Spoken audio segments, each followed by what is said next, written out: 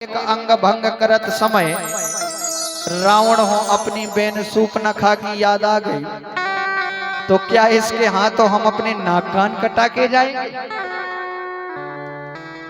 सूपनखा की यदि याद आ गई। महाराज हनुमान जी मन में विचार करने लगे, अब क्या करें। सुना है रावण भी कहने लगो कि बताओ बंदरा हो सबसे प्रिय अंग कौन सा लगा। और जहां इतने वचन रावण के मुख से सुने सो हनुमान जी ने पूंछ उठाई, चूमे और माथे से लगाए, चूमे और माथे से लगाए। और जब महाराज ये दृश्य हनुमंत लाल का रावण ने देखा तो रावण कहता है कि कपि की ममता पूंछ पर।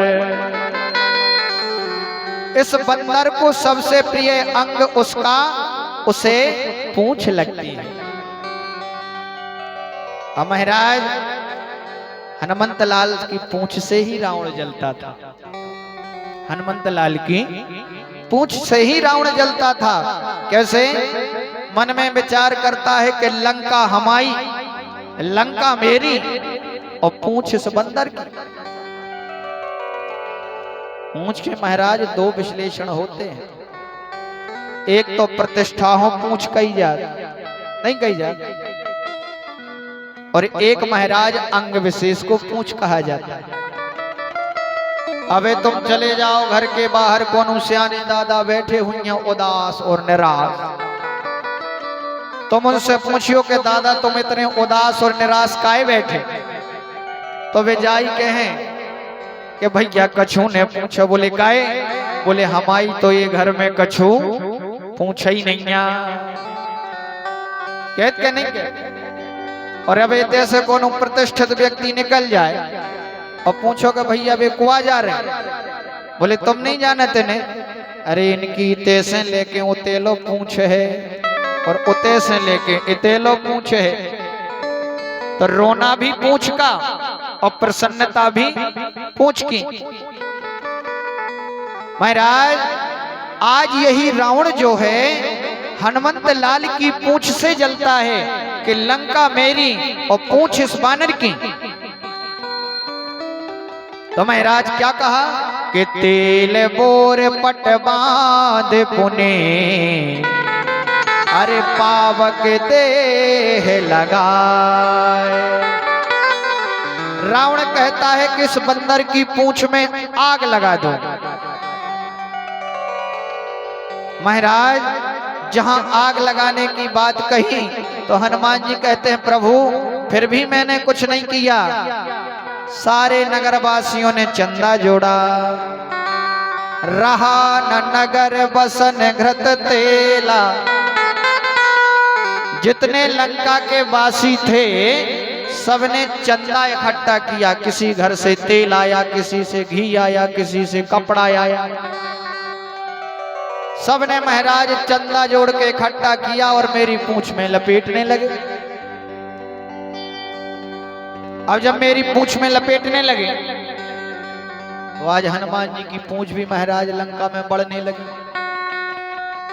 कहने का मतलब क्या है? रावण आज हनुमंत लाल जी की पूंछ को जलाना चाहता है, काटना चाहता है, पर आज पूंछ कट नहीं रही।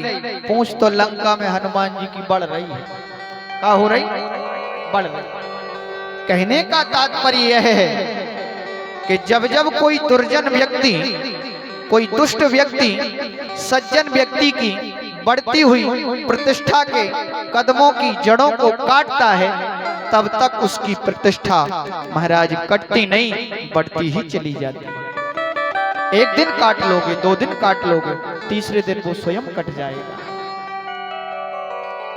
महाराज रावण को महाराज बंदर से चिढ़ नहीं है, रावण को हनुमंत लाल की पूंछ से चिढ़ है। कहने का मतलब यह है कि दुष्ट व्यक्ति अपनी दुष्टता को नहीं छोड़ता और सज्जन व्यक्ति अपनी सज्जनता को मरते दम तक नहीं छोड़ता। इसके प्रतीक भी बताए हैं। कौन कौन? कि सुकृति न छोड़े सुकृति और नीचाई न छोड़े नीच और उड़त सिखावत कह गए कि गीध राज मारीच। सज्जन व्यक्ति मरते दम तक अपनी सज्जनता को नहीं छोड़ता और दुष्ट व्यक्ति अपनी दुष्टता को मरते दम तक नहीं छोड़ता। इसके प्रतीक कौन है? गीधराज जटायु और मामा मारीच। जब तक जटायु के शरीर में प्राण रहे, जब तक इस शरीर में प्राण रहे, महाराज रावण से लड़ता रहा और सीता मां के प्राणों की रक्षा करता रहा, सीता मां की रक्षा करता रहा और रक्षा करते करते अपने प्राणों को त्याग दिया। मरते दम तक अपने सुकृत कर्मों को करना नहीं छोड़ा, सज्जनता को नहीं छोड़ा। और मामा मारीच जब भगवान ने विश्वामित्र के आश्रम से एक ही बाण में महाराज समुद्र उस पार गिरा दिया था, तो उस दुष्ट को समझ जाना चाहिए कि ये वही राम है, ये वही राम है जिन्होंने मुझे एक बाण में 1000 योजन इस पार गिराया था। पर फिर भी महाराज मृग बन करके गया छलने के लिए। तो मरते दम तक उसने अपनी महाराज निचाई को नहीं छोड़ा। ऐसी आज हनुमंत लाल जी से दिक्कत नहीं है। हनुमंत लाल जी की पूंछ से महाराज रावण को चिढ़ है कि लंका हमारी और पूंछ इस बंदरा की। और एक बात और है महाराज, सज्जन व्यक्ति अपनी मधुर चाल से चलता है, चलता कि नहीं चलता है? तुमने देखो ये के गांव में हाथी आओ, हाथी आता कि नहीं आता? तो हाथी को सब लोग गणेश का प्रतीक मानते हैं कि गणेश जी आ गए, सब लोग गणेश जी मानते हैं। तो हाथी के आगे 1000 लोग महाराज हाथ जोड़े खड़े रहे कि नहीं खड़े रहे। लेकिन वही हाथी के पीछे आप देखो तो 10 कुत्ता भी भौंकते हैं महाराज। कुत्ते भौंकते कि नहीं भौंकते? तो किसी ने पूछा भैया हाथी के आगे तो 1000 लोग हाथ जोड़ के खड़े हैं, पर ये कुत्ते क्यों भौंक रहे हैं? इन कुत्तों को हाथी से क्या दिक्कत है? इन कुत्तों को हाथी से क्या दिक्कत है? बोले भैया इन कुत्तों को हाथी से दिक्कत नहीं है। बोले तो? बोले इन कुत्तों को जो हाथी के आगे हाथ जोड़े खड़े हैं वे नोई पसंद आ रहे, वे अच्छे नोई लग रहे। इसलिए हाथी अपनी मधुर चाल में चलता है, कभी पीछे मुड़ के नहीं देखता। आज महाराज हनुमान जी कहते हैं प्रभु फिर भी मैंने कुछ नहीं किया। सबने चंदा इकट्ठा किया, पूंछ में कपड़ा लपेड़ा, घी लपेड़ा, तेल डाला, तेल खत्म हो गया सो घी डालने लगे। हनुमान जी कहते तुम सब ले आओ, हमें सब स्वीकार है। सबको बुला बुला के कहते हमें सब स्वीकार है, सब लेके आओ। तो हनुमान जी कहते प्रभु फिर मैंने भी जब मन में विचार किया कि चंदा सबने इकट्ठा जोड़ा है तो महाराज प्रसाद भी सबको देना चाहिए। जब चंदा सबने इकट्ठा करो है तो प्रसाद भी सबको मिलना चाहिए। तो फिर बोले महाराज हमने भी किसी को नहीं छोड़ा, फिर मैंने किसी को नहीं छोड़ा। जारा नगर निमिषय कमाही और एक विभीषण कर ग्रह नाही। जब चंदा सबने इकट्ठा किया था तो मैंने सबको प्रसाद दिया, एक घर से चंदा नहीं आया था तो उस घर में प्रसाद भी नहीं दिया, उस घर को छोड़ दिया। महाराज अब बताइए आप, मैंने क्या किया है? सब करने धरने वाले तो आप ही हैं। ने हमने काऊ से आगी मंगाई, ना काऊ से तेल मंगाओ, ना काऊ से कपड़ा मंगाओ। उन्हीं की तेल, उन्हीं को कपड़ा, उन्हीं की आगी, और आग लग गई। हनुमान जी से राम जी कहते हैं, हनुमान तुम बड़े चतुर हो, बड़े चतुर हो, हम नहीं मानते तुम्हारी बात को। हनुमान जी कहते, महाराज तो फिर एक बात बताएं। बोले बताओ। तो बोले फिर लंका हमने अकेले ने नहीं जलाई। बोले अकेले ने नहीं जलाई तो कौन ने जलाई? बोले महाराज फिर अब ऐसी बात नहीं होने, जब आप मान नहीं रहे तो फिर पक्के स्टाम्प पे लिख के बात हो दो। अच्छा हाँ महाराज, तुमने अकेले ने नहीं जलाई? बोली नहीं। बोले किसने जलाई?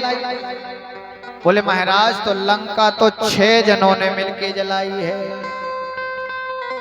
कितने लोगों ने मिलके जलाई? 6 लोगों ने। अब वो 6 लोग कौन हैं? हनुमान जी कहते, महाराज गिनते जाना। सबसे पहला तो राम के प्रताप ने। बोले महाराज हमारी क्या औकात है कि हम लंका जला दें? जी जग और पानी गिलास लेके एक साइड हो जाओ। बोलो यज्ञ नारायण भगवान की जय। जो नहीं चला, बोलो वृंदावन बिहारी लाल की जय। कितने जनों ने जलाई? बोले 6 जनों ने जलाई प्रभु। अच्छा किस किस ने? बोले राम के प्रताप ने। बोले मेरी क्या सामर्थ्य है कि मैं लंका जला दूं? सो सब तब प्रताप रघुराई, और नाथ न कछु मोरी प्रभुताई।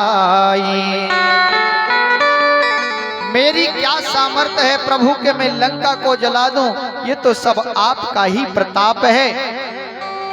अब बोले दूसरा? बोले दूसरा सीता के संताप ने। सीता मैया स्वयं एक साक्षात ज्वाला है महाराज, जो लंका में बैठ करके धधक रही थी। अब बोले तीसरा? बोले प्रभु तीसरा राम नाम के जाप ने। एक लंका में आपके नाम का नित्य दीपक जलाता था आपका भक्त। कौन? विभीषण। काऊ जना दिया लुढ़क गौ हुज्जे, कोनो पर्दा में आगी लग गई हुज्जे, सुलंका भर गई। बोले चौथा? चौथा बोलते हैं हनुमान जी के रावण के पाप ने। रावण ने इतने अत्याचार किए, इतने पाप किए कि उस रावण की पाप रूपी अग्नि में ही लंका जल करके ध्वस्त हुई। बोले पांचवा? पांचवा हनुमान जी कहते हमारी पूंछ की छाप ने। हमने कछु नहीं करो, जो कछु करो सो ये पूंछने करो। हम तो एक जगह खड़े रहे, जाई सटक सी घूमत रही चारों ओर। लिखा नहीं है कि नगर फिरी पुनि पूछे प्रजारी। हम तो एक जगह खड़े रहे, जाई सटक सी चारों ओर घूमत रही, सो सारी लंका में यही ने महाराज फैलाई है। अब बोले छठवा? हनुमान जी बोलते छठवा हमारे बाप ने। बाप ने कौन है? बोले चले मरुत उनंचा। हनुमान जी कौन है? पवन पुत्र हैं। जैसे महाराज आग लगी तो 49 प्रकार की हवाएं चली। नाय को ने नाय हो फैलाओ, नाय को ने नाय हो फैलाओ। अब बताओ हमने क्या करो? 6 जनों ने जलाई कि नहीं जलाई? राम के प्रताप ने, सीता के संताप ने, राम नाम के जाप ने, रावण के पाप ने, हनुमान जी कहते हमारी पूंछ की छाप ने, और फिर कह रहे हमारे बाप ने। अब बताओ महाराज लंका 6 जनों ने जलाई कि नहीं जलाई? तो ये हनुमान जी की क्या है? सरलता। हनुमान जी की क्या है? कुशलता। इतने बड़े बड़े कार्य कर दिए, पर एक भी बार हनुमंत लाल ये नहीं कहते कि ये काम मैंने किया है। एक भी बार ये नहीं कहते कि मैंने किया है। और हम और आप थोड़ा बहुत कर देते हैं तो महाराज गाते फिरते हैं।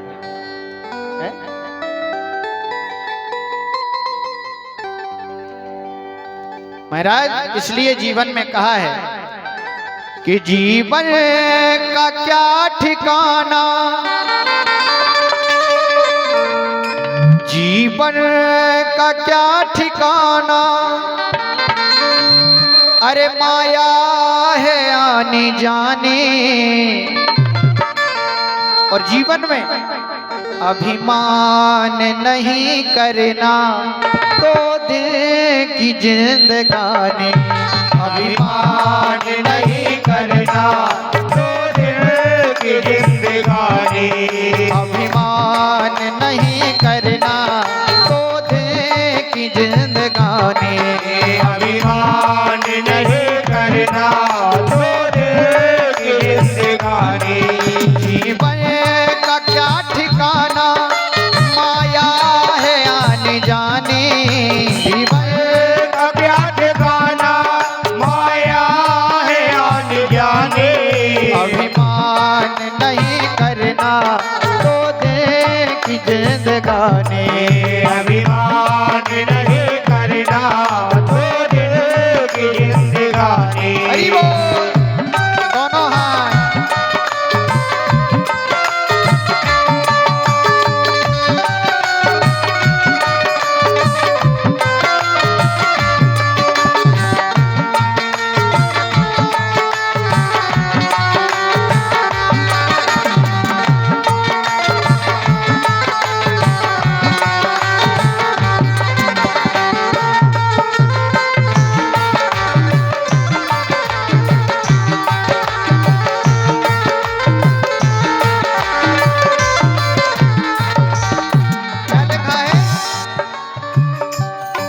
रावण चुरा के लाया जगदम्बिका भवानी, मंदोदरी ने रोका फिर भी न बात माने, फिर भी न बात माने, फिर भी न बात माने। रावण चुरा के लाया जगदम्बिका भवानी, मंदोदरी ने रोका फिर भी न बात माने, फिर भी न बात माने, फिर भी न बात माने। क्यों? कितने भाई थे महाराज? 1 लाख पूत 1.25 लाख नाती। पर क्या हुआ बाद में? कुल में बचा न कोई, कुल में बचा न कोई, देने को जिसे पानी।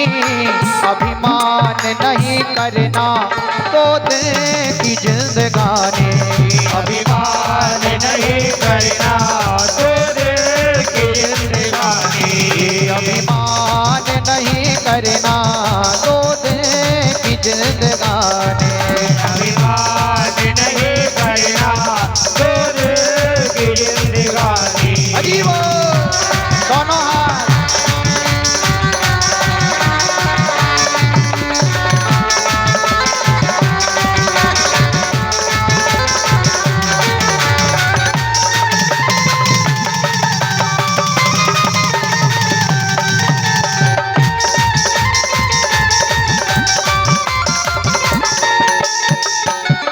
और क्या लिखा है? कौरव थे 100 भाई, दुर्योधन अधिक गुमानी, किया नग्न द्रौपदी को बोला सभा में भारी, बोला सभा में भारी, बोला सभा में भारी।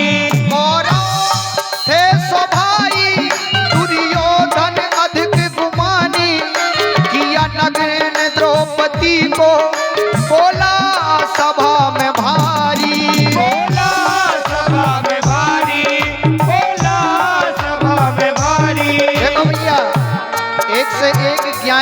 कहते थे द्रोणाचार्य कृपाचार्य भीष्म पितामह पर कुछ कर पाए?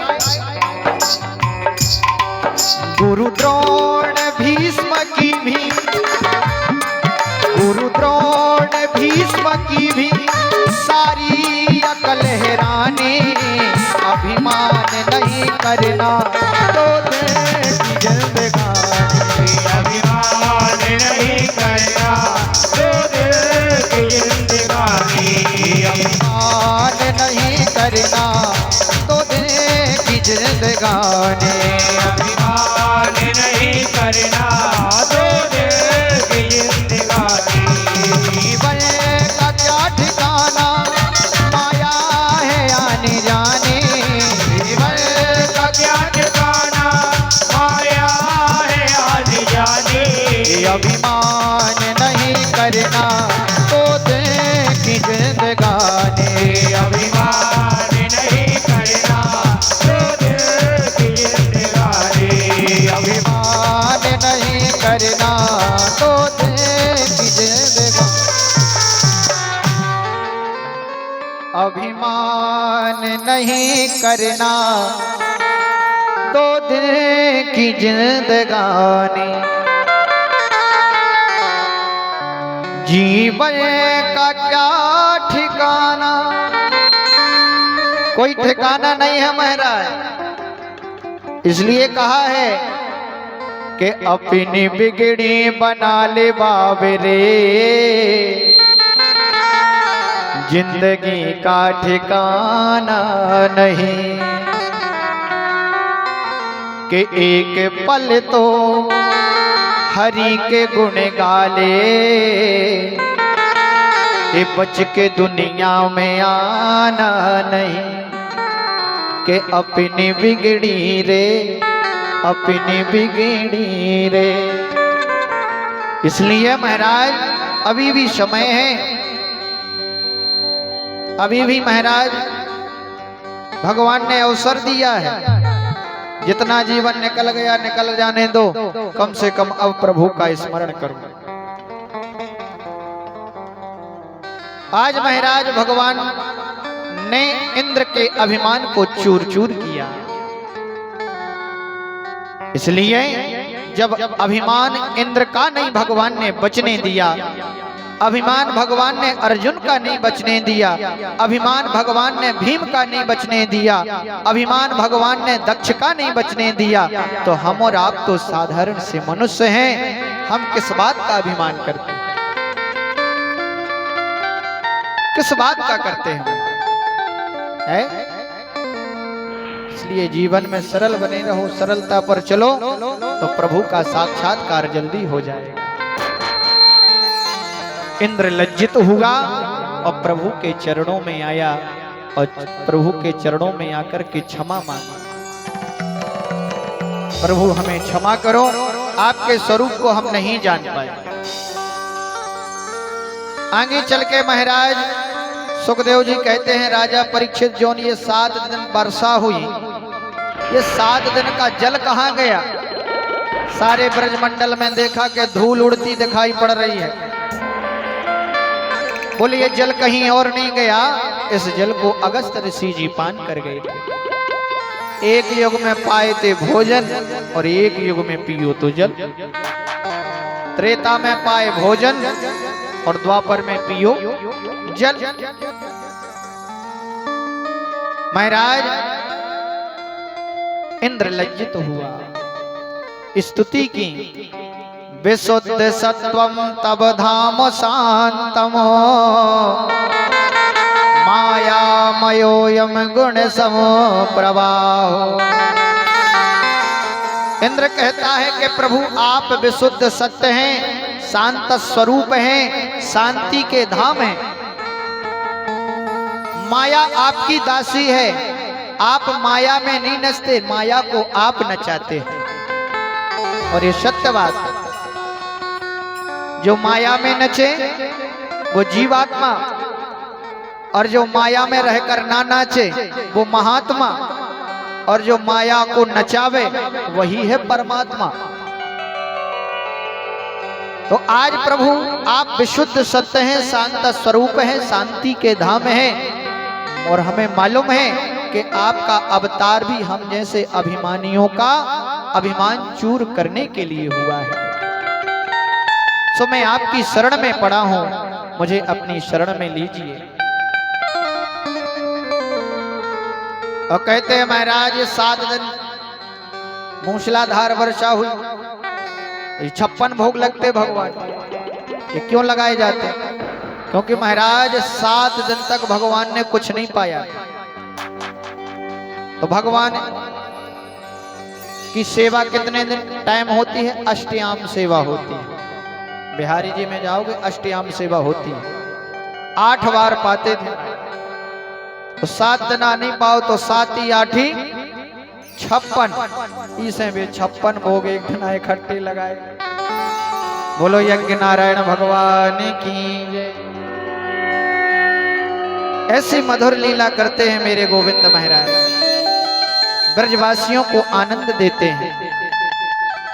आगे चल के गोपियों का मनोरथ पूर्ण करने के लिए मेरे गोविंद ने दिव्य रास रचाया, दिव्य रास की लीला रचाई।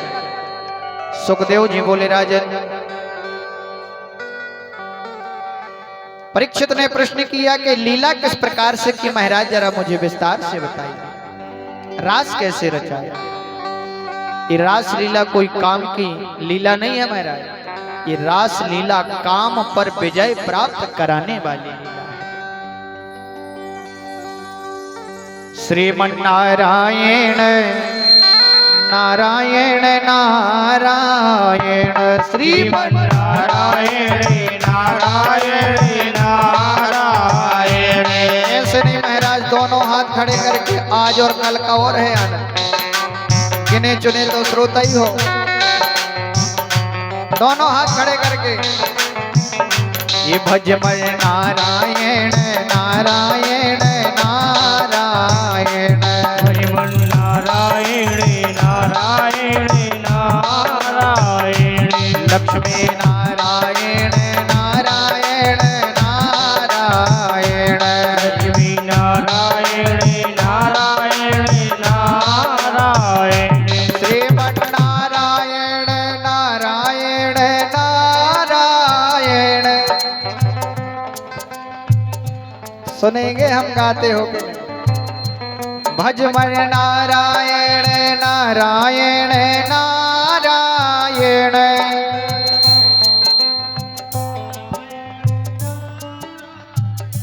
श्रीमन्नारायण नारायण नारायण, श्रीमन्नारायण नारायण नारायण, भजमन नारायण नारायण नारायण, भजमन नारायण नारायण नारायण।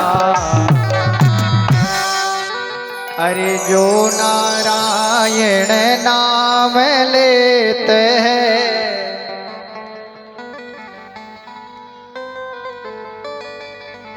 कछु जने तो बाजू में देख लेत, काहे नहीं देखा कि जे कह रहे कि नहीं तो ही कहने, पाप दोष सब छारायण हाँ,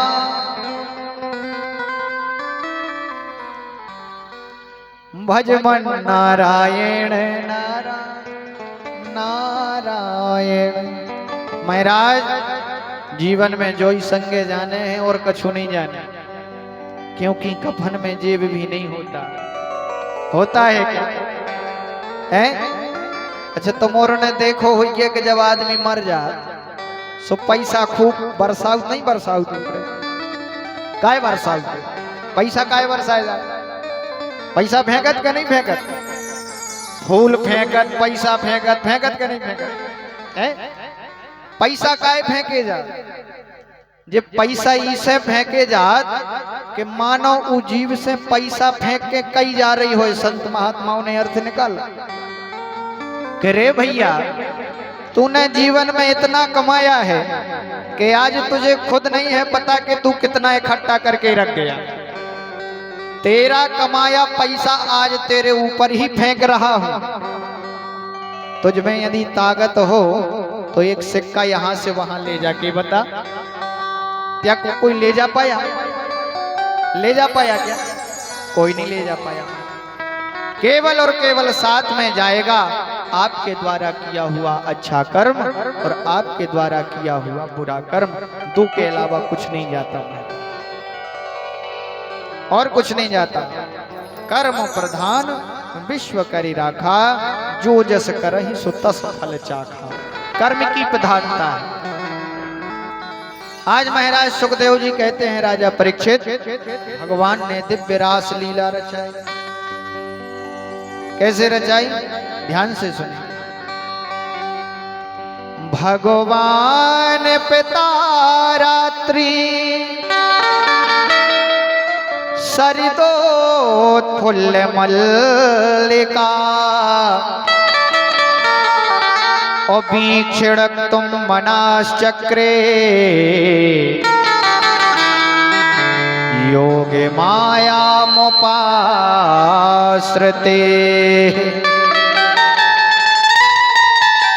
आज सुखदेव जी कहते हैं, राजा परीक्षित, शरद पूर्णिमा की रात्रि है और शरद पूर्णिमा की रात्रि में आज पूर्ण चंद्रमा खिला हुआ है। शीतल मंद सुगंध हवा चल रही है और महाराज पुष्प वाटिकाओं में, पुष्प के वृक्षों में नई नई कलियां खिल आई हैं। और ऐसा सुंदर माहौल है कि आज ऐसे सुंदर मौसम में, निधिवन में, पूर्णिमा की शरद रात्रि में मेरे गोविंद ने अपनी वेणु पर निनाद किया, अपनी बंसुरी को बजाया, अपनी बंसुरी की तान को छेड़ा। ऐसी मधुर बांसुरी बजाई महाराज कि उस बांसुरी का स्वर जब सारे ब्रजमंडल में गूंजा तो महाराज जितने भी ब्रजमंडल की लता पताकाएं हैं एकदम सुनकर के स्तब्ध रह गई। बांसुरी की तान को सुनकर के महाराज कलकल कल्लोली करती कालिंदी कलरव यमुना जी की धारा आज महाराज बांसुरी के स्वर में ऐसी मग्न हो गई कि महाराज बहती हुई धारा एकदम स्तब्ध रह गई, स्तब्ध रह गई। जैसे महाराज बंसुरी की सुर का तान गोपियों के कर्णपुटों में पड़ा तो जो गोपियां अपने गृह में कार्य कर रही थीं, समस्त गोपियों के चित्त का हरण हो गया। अपने घर का कार्य छोड़ करके समस्त गोपियां का चित्त जो है गोविंद की बंसुरी में जाके चिपक गया। ऐसी मनमोहनी बांसुरी बजाई मानो आज गोपियां मन में विचार कर रही हैं कि इस बांसुरी के माध्यम से गोविंद हमें अपने पास बुला रहे हैं, अपने पास बुला रहे हैं। एक एक गोपी महाराज गोविंद के पास जाने लगी, एक एक गोपी जाने लगी।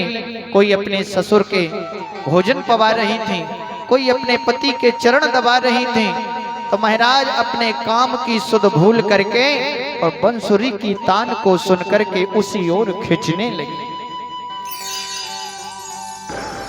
एक एक गोपी जाने लगी निधिवन की ओर।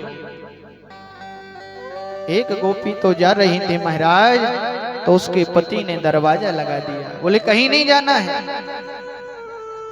तो वो गोपी कहती है, सुखदेव जी कहते हैं, राजन, उस गोपी ने कहा कि स्वामी आपको ये शरीर प्रिय है ना, आप इस शरीर को रोक सकते हो, पर इस शरीर के अंदर जो आत्मा है, आत्मा को नहीं रोक सकते।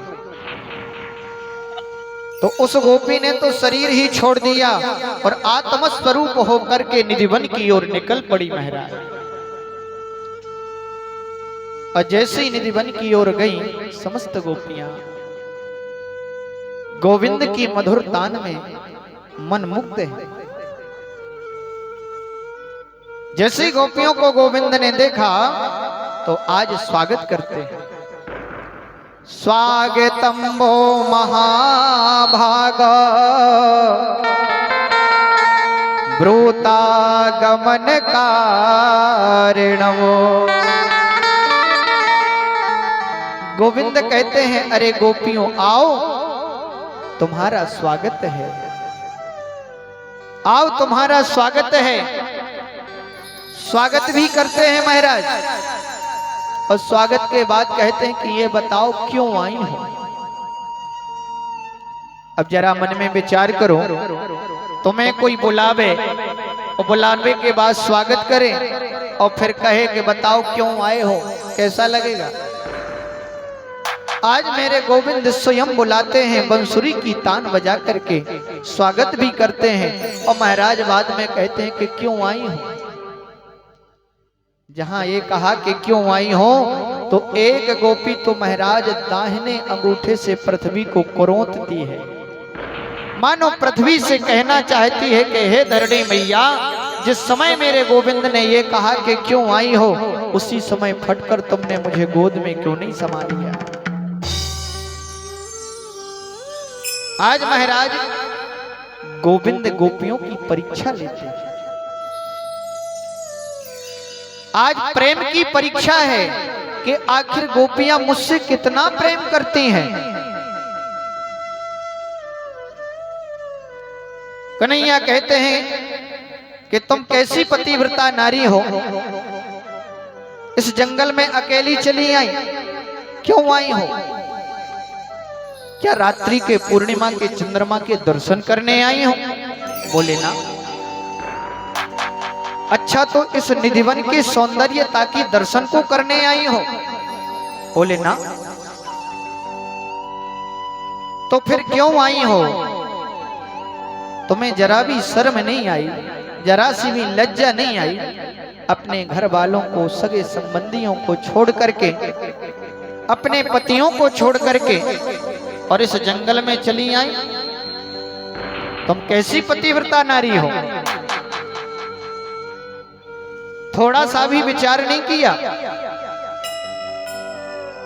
और महाराज प्रत्येक स्त्री का धर्म है पतिव्रत धर्म निभाना। आज कन्हैया परीक्षा लेते हैं, कहते हैं कि तुम कैसी पतिव्रता नारी हो जो अपने पतियों को, सास ससुर को, घर वालों को छोड़कर इस निर्जन जंगल में चली आई, जरा सी भी शर्म नहीं आई? अरे पतिव्रत धर्म में तो वो ताकत है कि एक स्त्री ने पतिव्रत धर्म के बल पर त्रिदेवताओं को अपना पुत्र बना लिया था, माता अनसुईया। एक स्त्री तो महाराज पतिव्रत धर्म के बल पर अपने पति के प्राणों को यमराज से छीन करके ले आई थी। तुम कैसी पतिव्रता नारी हो? तुम्हें जरा भी शर्म नहीं आई, जरा सी भी लज्जा नहीं आई। गोपियों, पतिव्रत धर्म का मतलब समझती हो? ध्यान से सुनना। एक पतिव्रता नारी थी, उसका पति परदेश गया था। उसका पति काम करके लौटा, हारा थका आया महाराज, तो पत्नी ने तुरंत जाकर के लोटा में जल दिया और जल पान करके महाराज उसका पति पत्नी की ही गोद में सिर रख के सो गया।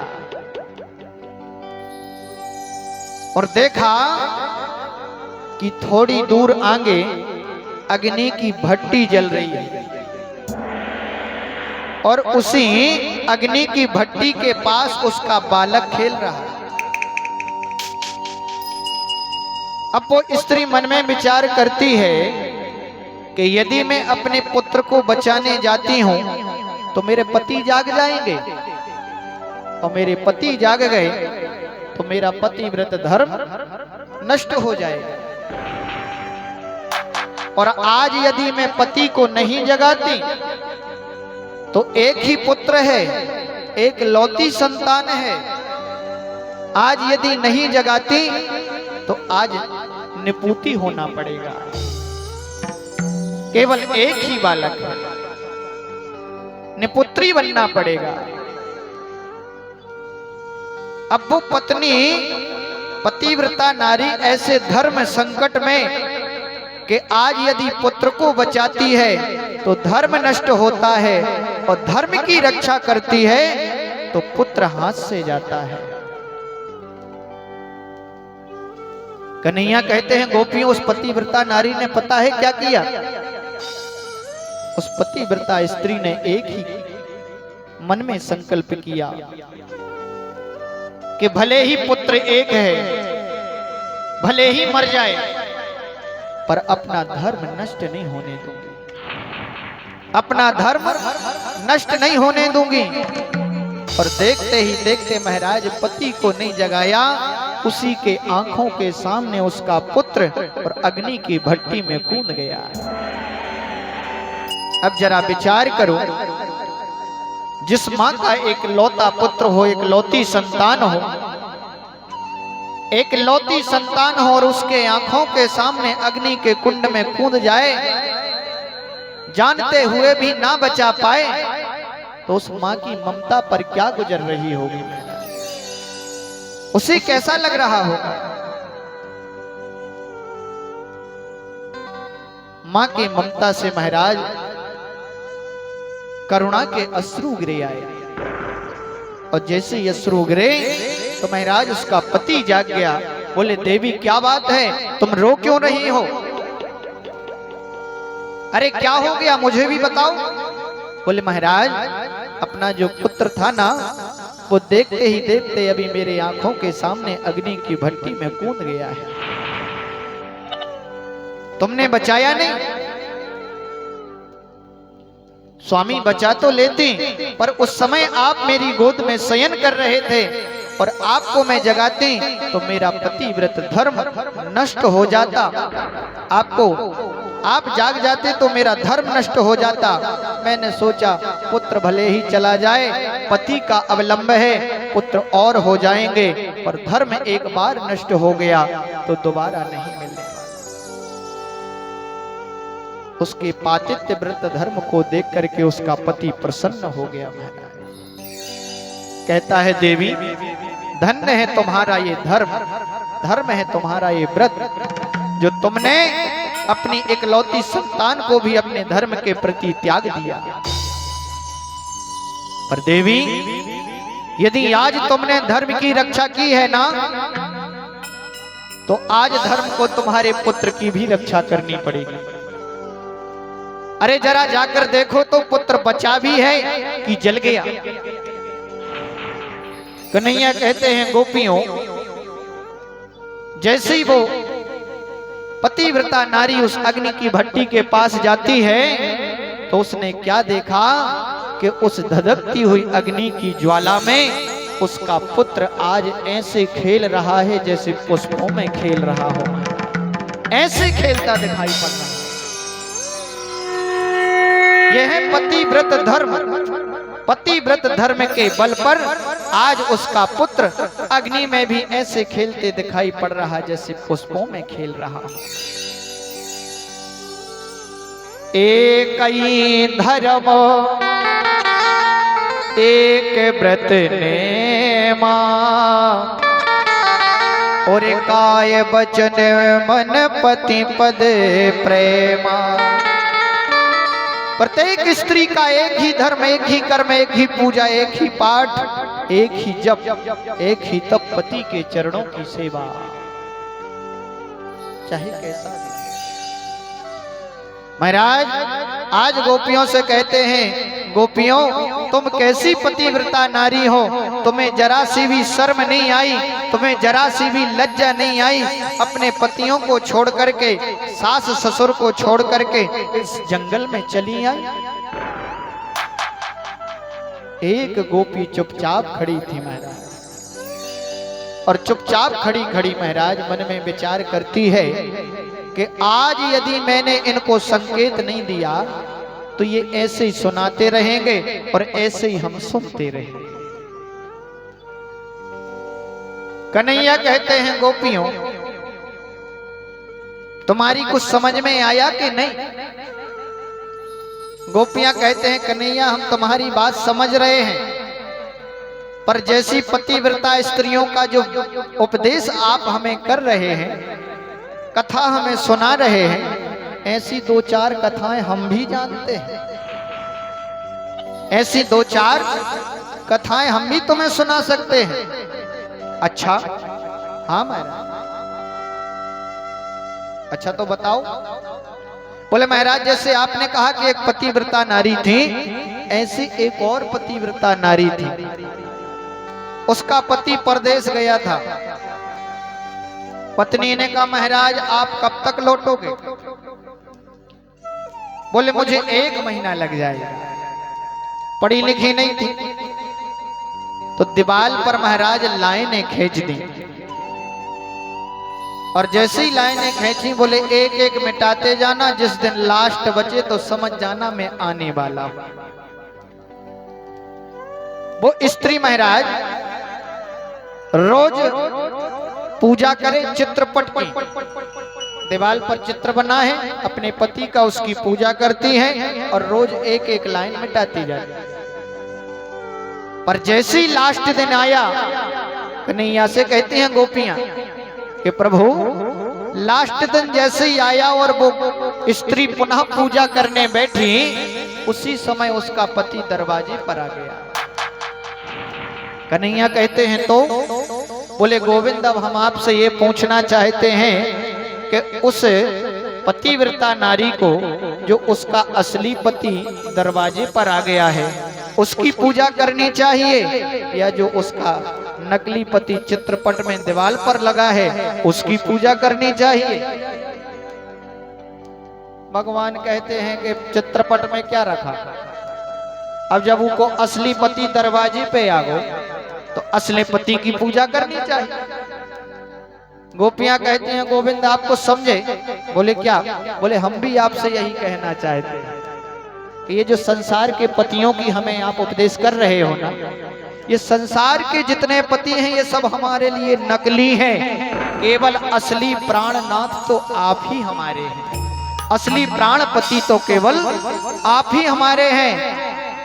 अरे संसार के पति तो जन्म लेके मर जाएंगे, वैधव्यता को प्राप्त हो जाएंगे, लेकिन आपका वर्ण करके अखंड सुहागवती का वरदान बना रहेगा। मीरा जी कहती थी कि ऐसे पर को काबरू अरे जो जन्मे और मर जाए, और बड़े बड़े हों गोपाल जू कि मेरो चुड़लो अमर है जाए।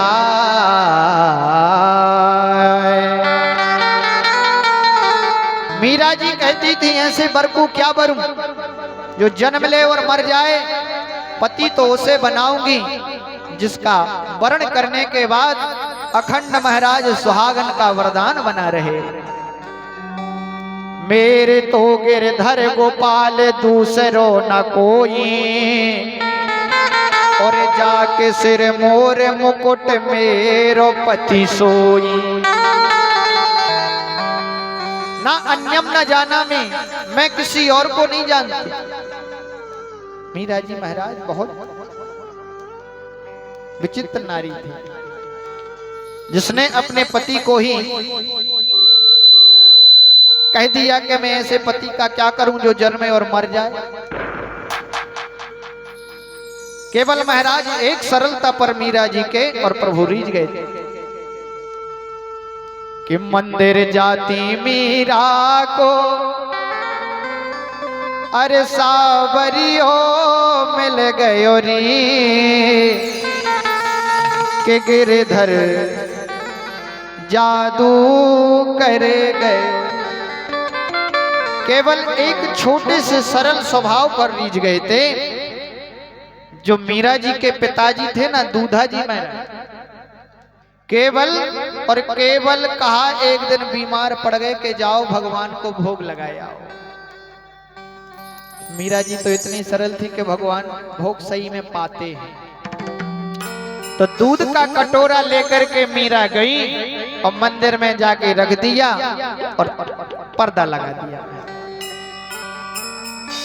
अब पर्दा थोड़ी देर बाद खोला तो कटोरा में दूध ज्यों का त्यों रखा।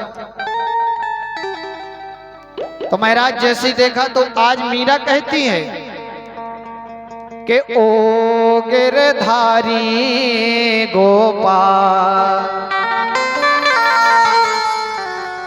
पीर तू मेरी नाय हरे गो, ओ गिरधारी गोपाल। आज मीरा जी कहती हैं कि गोविंद ये दूध आप पी लीजिए, आप यदि नहीं पिएंगे तो मेरे पिताजी डांटेंगे। क्या आप मुझसे नाराज हैं? भगवान ने दूध नहीं पिया। जब सरल भाव कहा, मीरा जी कहती हैं कि गोविंद जो आपके ये फूले फूले गाल हैं ना, आज आपने यदि दूध नहीं पिया तो ये तुचक जाएंगे, इसलिए दूध पी लीजिए। और जैसे ये सरल भाव कहा सो तुरंत मेरे गोविंद प्रकट हो गए, कटोरा उठा के महाराज और दूध गटगटा के पी गए। अब इधर पिताजी के पास जैसे भगवान के दर्शन किए मीरा ने तो उसके तो आनंद का ठिकाना नहीं रहा कि मंदिर जाती मीरा को अरे सावरियो मिल गयो री के गिरधर जादू कर गयो री। मीरा जी कहती हैं कि आज मने मिल गयो गिरधारी के सांवली सूरत पर जाऊं बलिहारी कि मेरे चुरा लिया दुई नैन के दिल में अरे तालो जड़ गयो री के गिरधर जादू करे गयो रे। ऐसी महाराज मीरा जी का भाव। आज पिताजी ने आके पूछा मीरा भोग लगाया?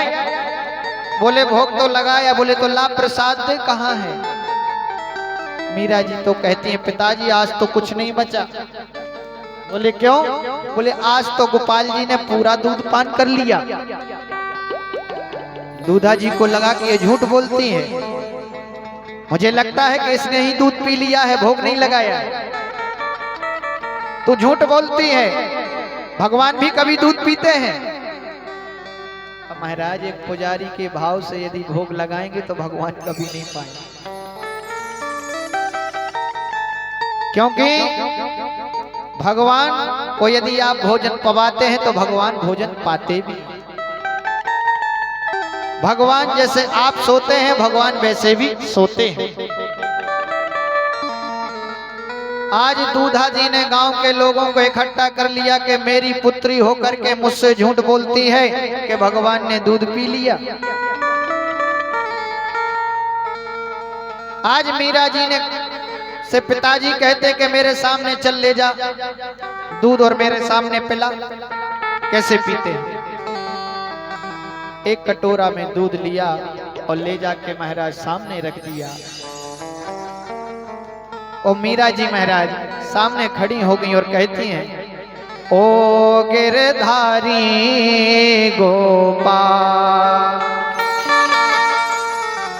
पीर तू मेरी नाई हरे गो,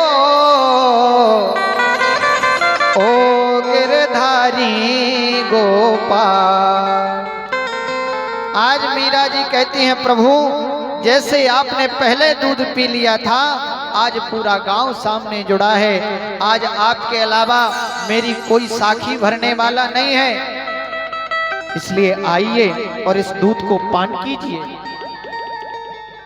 अरे प्रथम पात्र में शेष न छोड़ा, अब क्यों पीने से मुख मोड़ा, तेरे बिन कन्हाई अब मेरी साखी कौन भरेगो,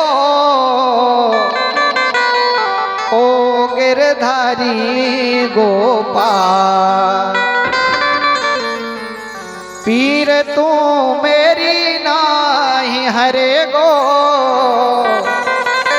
ओ गिरधारी गोपाल। आज महाराज जब साखी भरने के लिए कहा तो तुरंत मेरे गोविंद समक्ष के सामने प्रकट हो गए और कटोरा उठाया और तुरंत गटगटा के दूध पी गए। तभी से महाराज मीरा को वैराग धारण हो गया कि अब मैं अन्य अन्नम न जाना में, किसी और को नहीं जानती, मेरे तो गिरधर गोपाल दूसरो ना कोई। तो मीरा जी तो ऐसी थी महाराज।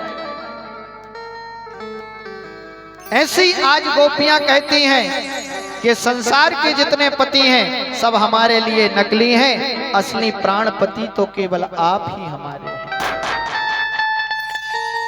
भगवान ने परीक्षा में पास कर दिया और रास के लिए तैयार हो गए महाराज। दिव्य रास पुनः रचाया। एक एक बिच बिच काना, दुई दुई गोपी बिच बिच काना। दो दो गोपियों के बीच में एक एक कृष्ण कन्हैया लाल प्रकट हो गए महाराज और दिव्य रास रचाने लगे। पर रास रचाते रचाते रचाते गोपियों को अभिमान आ गया। और मैंने कहा था कि जहां आ जाए अभिमान वहां से चले जाते हैं भगवान। और जैसे ही अभिमान आया सो एक गोपी को लिया और गोविंद वहां से अदृश्य हो गए। और वो गोपी कोई और नहीं, श्री राधा रानी थी। एकम गोपी पदम गत्वा रास कृष्णस्य गच्छति। उस दिव्य रास से महाराज अदृश्य हो गए। पर आगे चल के महाराज उस गोपी माँ ने रास